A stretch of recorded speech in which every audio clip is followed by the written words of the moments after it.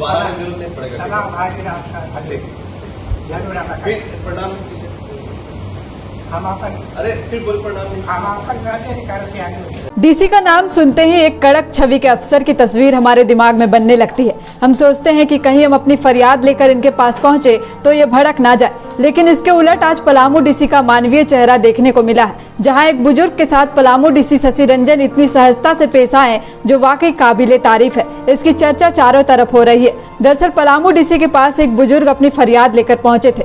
इस दौरान जब बुजुर्ग डीसी के सामने बैठे तो वह बार बार हाथ जोड़कर अपनी फरियाद सुनाने लगे। यह देखकर डीसी शशि रंजन को अच्छा नहीं लग रहा था। जवाब में वह भी बुजुर्ग के सामने हाथ जोड़ रहे थे और कह रहे थे कि यह हाथ आशीर्वाद देने के लिए है, ना कि हमारे सामने जोड़ने के लिए। डीसी शशि रंजन ने बार बार बुजुर्ग को हाथ जोड़ने से मना भी किया। उन्होंने कहा कि जनता की समस्याओं के समाधान के लिए हम यहाँ बैठे हैं।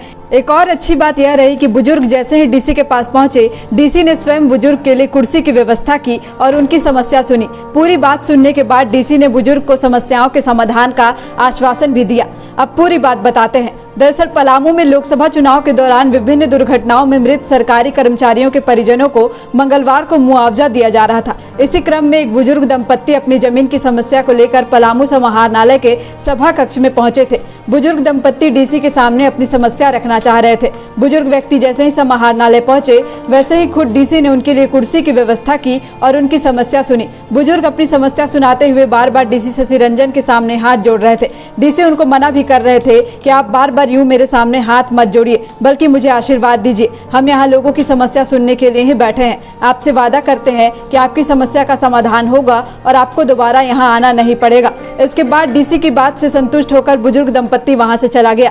डीसी शशि रंजन से मिलने के बाद उनके चेहरे पर एक उम्मीद दिखाई पड़ी, मानो सालों से वह जिस फरियाद को अफसरों तक पहुँचाना चाहते थे वह किसी सही इंसान तक पहुँच गई हो। गौरतलब है कि बुजुर्ग त्रिवेणी मिस्त्री पलामू के सदर अंचल क्षेत्र के निवासी हैं। उनकी 5 डिसमिल जमीन की बंदोबस्ती हुई है, जिसका मामला एसडीएम के पास लंबित है। डीसी ने बुजुर्ग दंपत्ति के आवेदन पर मामले में आगे की कार्रवाई करने का निर्देश दिया। लोकसभा चुनाव के दौरान पलामू में विभिन्न कारणों से 4 सरकारी लोक सेवकों की मौत हो गई थी। मंगलवार को डीसी शशि रंजन ने सभी लोक सेवकों के परिजनों को चुनाव आयोग की तरफ से 15-15 लाख रुपए का चेक सौंपा। बायोम मेडिकल प्रिपरेशन का एकमात्र संस्थान, जहां है complete digital classrooms, individual doubt counters, video lectures, student tracking system, library facility, 100% result oriented rankers batch, study package and class notes in PDF।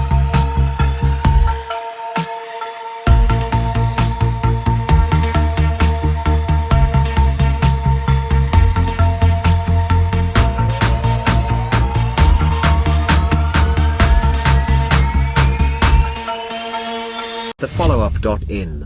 Like, share, and subscribe.